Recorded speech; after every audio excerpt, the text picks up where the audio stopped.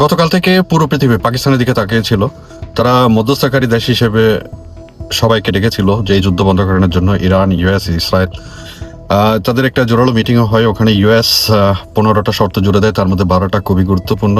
তার মধ্যে যেমন ধরেন, ইরান পারমাণবিক অস্ত্র তৈরি করতে পারবে না, ইউরেনিয়াম সমৃদ্ধ করতে পারবে না, সব ধরনের গোপন নিউক্লিয়ার কার্যক্রম প্রকাশ করতে হবে।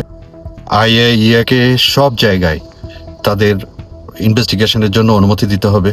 ব্যালিস্টিক মিসাইল যেগুলো তারা তৈরি করছে, ওগুলো তৈরি করা বন্ধ করতে হবে। যেমন ধরুন, তারা এখনো একটা বড় প্রবলেমের মধ্যে আছে, সেটা হচ্ছে কি, তাদের একটা ধারণা ছিল ইরানের যে মিসাইলগুলো আছে তাদের রেঞ্জ হচ্ছে 1200 থেকে 1500 কিলোমিটার। এখন ওটা ছাড়িয়ে তারা 4000 কিলোমিটার পর্যন্ত পৌঁছে গেছে। আর এটা নিয়ে ভয় আছে তারা কোনো ইউরোপে আক্রমণ করে বসে নাকি, সেজন্যই এটা নাকি বন্ধ করতে হবে।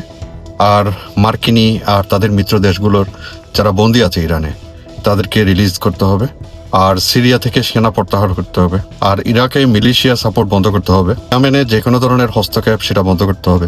তালেবান আর অন্যান্য গ্রুপ যারা সন্ত্রাসী গ্রুপ আছে তাদেরকে সাপোর্ট দেওয়া বন্ধ করতে হবে। হামাস, হিজবুল্লাহ, এদেরকে আর্থিক সহায়তা বন্ধ করতে হবে। ইসরায়েল এবং গালফ কান্ট্রিতে যেভাবে হামলা করছে, এই হামলাগুলো বন্ধ করতে হবে।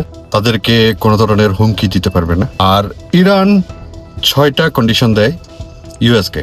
সব ধরনের আর্থিক নিষেধাজ্ঞা ইউএস তুলে নিতে হবে। তারা সব জায়গায় যেন তেল বিক্রি করতে পারে। পারমাণবিক চুক্তি JCPOA আবার সম্পূর্ণরূপে ফিরিয়ে আনতে হবে। আর ইউএস কোনো ধরনের ইরানে রেজিম চেঞ্জ করতে পারবে না। আর ইরানের অভ্যন্তরীণ বিষয়ে কোনো ধরনের হস্তক্ষেপ করতে পারবে না। মধ্যপ্রাচ্যে যাদের যেখানে ইউএস এয়ারবেস আছে আর সেনা মোতায়েন আছে, ওগুলো সীমিত আকারে করতে হবে। এই দুই দেশের মধ্যে এগুলো নিয়ে আলোচনা হয়, কিন্তু কেউ সমঝোতায় পৌঁছাতে পারেনি। এখন ভয়ের কারণ হয়ে দাঁড়িয়েছে এই যুদ্ধটা আরও মারাত্মক আকারে যায় নাকি। এখন যে অবস্থায় আছে সে অবস্থায় এই গালফ কান্ট্রিগুলো অর্থনৈতিকভাবে প্রচুর ক্ষতিগ্রস্ত হচ্ছে। শুধু গালফ কান্ট্রি না, পুরো পৃথিবী এখন ক্রাইসিসে যাচ্ছে। এই সমঝোতা না হওয়াকে বিশ্লেষকরা বলছে পুরো পৃথিবী অনেক খারাপ দিকেই যাচ্ছে। আর যেমন ধরুন, এখানে গালফ কান্ট্রিগুলোতে সহিংসতা, মারামারি, কাটাকাটি এগুলো বেড়ে যাবে। আর যারা এখন পর্যন্ত নিউট্রালভাবে আছে তারাও যুদ্ধে যাওয়ার সম্ভাবনা আছে। তেলের দাম ঊর্ধ্বগতি হবে আর পুরো পৃথিবীতে ইকোনমিক ক্রাইসিস চলে আসবে। এটা অনেক খারাপ আভাস দিচ্ছে এই সমঝোতা না হওয়াকে। Mister Donald Trump just now social ট্রুথে একটা পোস্ট করেছেন। উনি বলেছেন ইরানি সমালোচকরা অদ্ভুত আচরণ করছে, তারা সামরিকভাবে অনেক দুর্বল হয়ে পড়েছে, তারা খুব দ্রুত ডিসিশনে যেতে হবে।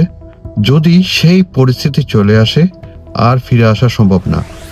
আচ্ছা ভিউয়ার্স, কোন পরিস্থিতির কথা উনি বলছেন একটু কমেন্ট করে জানাবেন। ভালো থাকবেন সবাই।